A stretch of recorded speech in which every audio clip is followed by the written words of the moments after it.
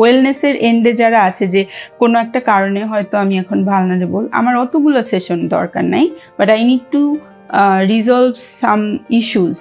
এটা রিলেশনাল, এটা ফ্যামিলিয়াল, এটা অ্যাকাডেমিক, এটা ক্যারিয়ার ওয়াইজ। তো তার জন্য কি আছে? তার জন্য কিন্তু এসএসটিটা খুবই খুবই appropriate. They come for a single session, they sit with therapist and then তারপর একটা স্পেসিফিক এরিয়া নিয়ে কাজ করে।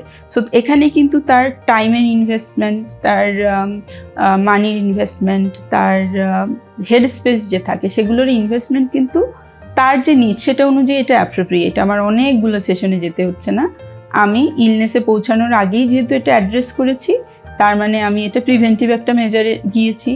আমি খুব শর্ট টাইমের মধ্যে আমার যেই প্রবলেমটা ছিল বা ইস্যুসটা ছিল, কষ্টটা ছিল, সেটা নিয়ে ইমিডিয়েট কাজ করেছি।